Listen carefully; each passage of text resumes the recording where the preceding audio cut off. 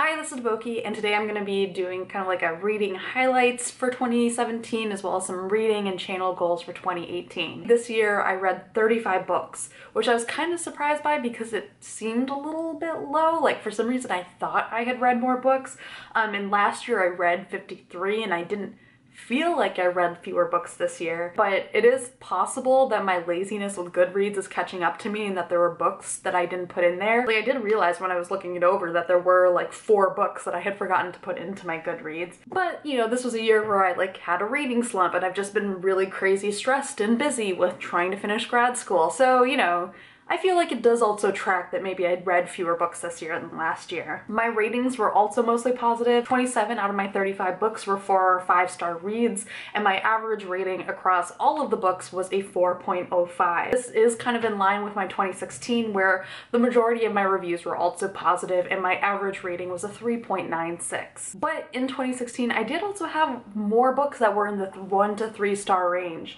I think a big part of the reason why my ratings skew positive is because I don't track or rate the books I DNF, and I think I actually DNF quite a few books, especially because a lot of my reading is done on the commute to lab. It's broken up into these 20-minute chunks that make it really easy for me to kind of put a book down and just never pick it up again if it's not grabbing my interest right away. I do think I want to keep better track of like my reading overall, and I do want to include these books that I don't finish and kind of document why I'm not finishing them, so that hopefully in the long run I can like find patterns for what kind of books I don't like, and just how they fit into my reading overall.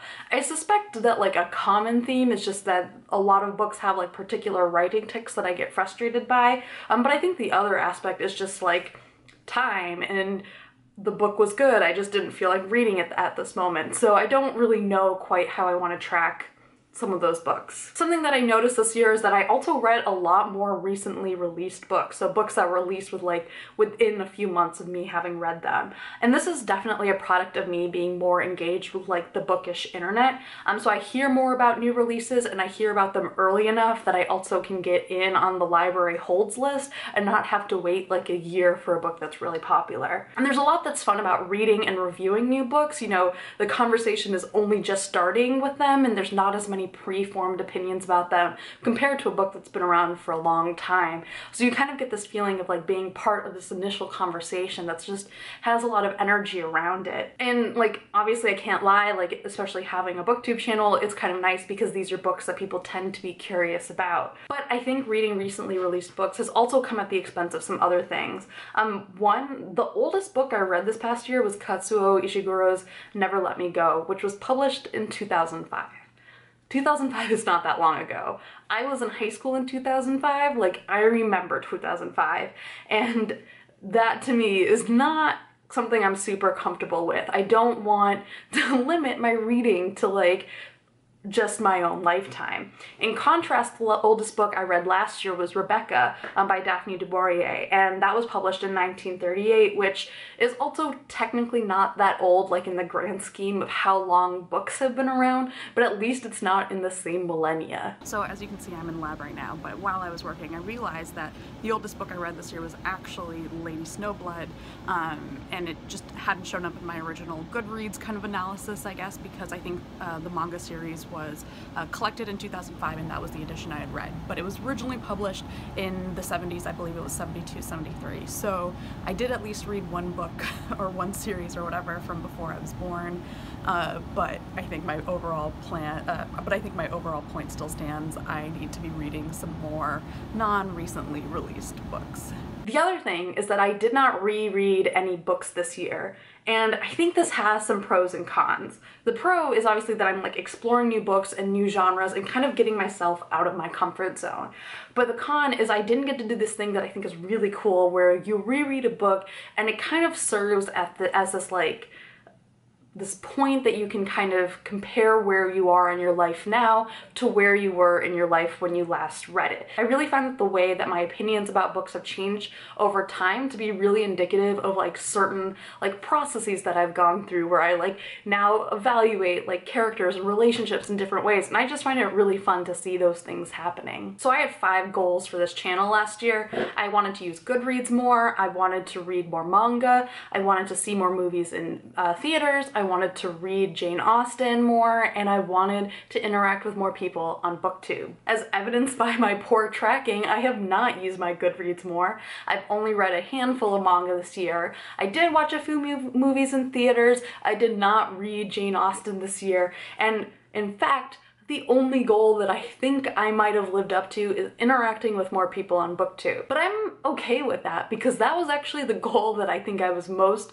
nervous about and that I think has the most like benefit for me, that has also brought the most like enjoyment for me for like this whole Booktube thing. I think I'm basically an extrovert with a lot of social anxiety, so Booktube is really nice for me because it's a really great way for me to kind of externally process my feelings about books and other things that I'm really excited about. But I think like a lot of people, the process of getting to know like other booktubers can feel a little bit intimidating, even if there's this nice kind of community feel to this place. But I think there's been like a few things that have helped me, and like one of the big things that's something that I've talked about before in my Booktube newbie 2.0 tag video, that if I leave a comment, I should really only do it because I want to show like gratitude or I want to respond to something in the video. And I should never leave a comment expecting someone to reply. Like I should not leave a comment on someone else's channel and then be miffed if they don't reply to me, or like really kind of make my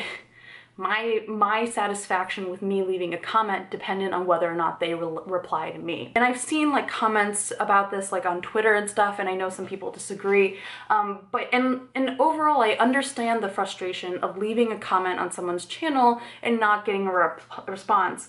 But first of all, what I try to remind myself in my life, there are times where even if I'm interacting with people on the internet, there's just so much going on that replying to comments seems like a lot of work. It just feels like work, and that's not really a state that you want to be replying to people in. At least that's not really the approach that I want to take to replying to comments. I want to make sure that my interactions feel sincere, which means coming from a place where it's just like, your video was really cool, it made me think this thing, let me tell you about what I thought about it. I think like trying to approach commenting like more from that place has made it more likely for me to do the commenting thing, because it's just like, commenting is fun and I'm just doing it because I want to. And that in turn does have the added benefit of like me interacting with more people, which in turn makes it easier to make friends when you're not like internally putting a lot of pressure on every interaction you have with people. Obviously though, like I said, I had 5 goals and I think I like kind of accomplished like 1.5 of them. So overall for this upcoming year, I'm gonna keep my reading goals like very few and loose. First, I think I'm just gonna give up on Goodreads. Like,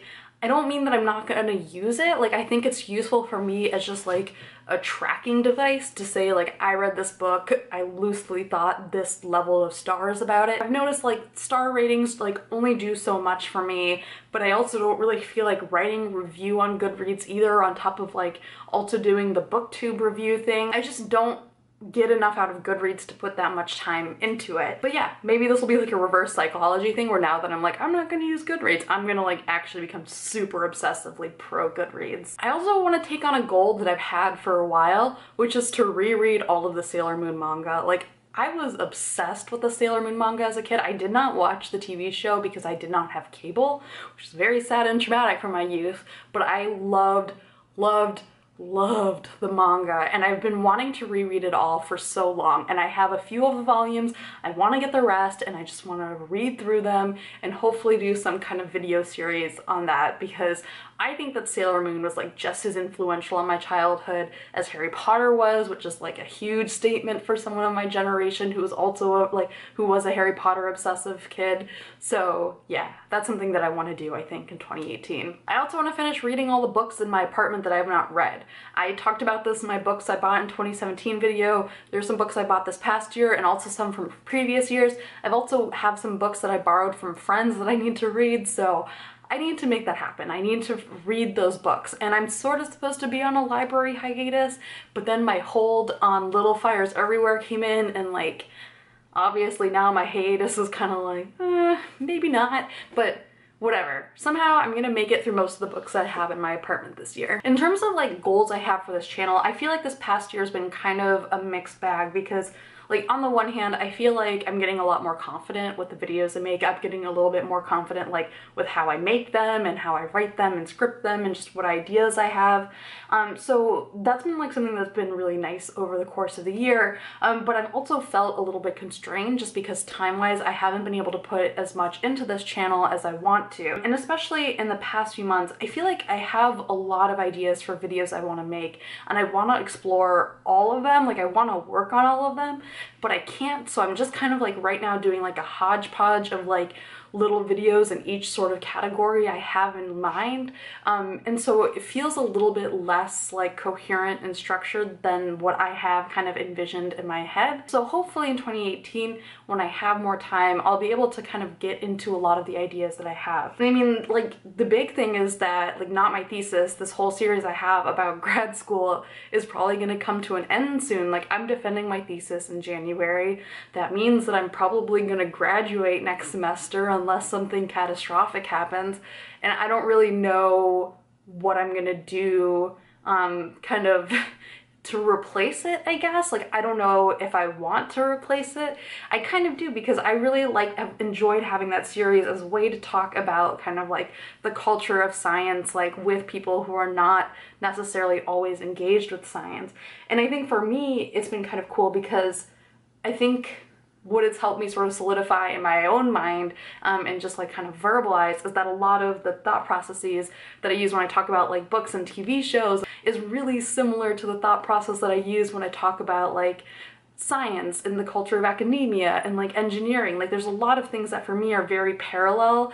They're all sort of interconnected to me, and I think people think of them as very separate things. Like sometimes people think of science and arts as very separated, especially like highbrow and lowbrow culture or like very academic things and things like reality TV. People treat them as like they're part of separate worlds, and to me they're all interconnected and in much closer ways than as like I think are appreciated. They might not be explicit, but they're like there's a lot of common threads. And so for me it's been a way at least to internally kind of work my way through that, even if I don't know if that necessarily translates into the videos themselves. So like I said, I am kind of figuring out what I want to do because I think I've liked having something that's sort of science adjacent as a part of this channel, and I don't know how to kind of continue doing that yet. I have some ideas. I have something in mind that's sort of like an actually my thesis where I would talk about my thesis, and I don't know how well that would fit in with this channel, if that's something that I would need to create a separate channel for.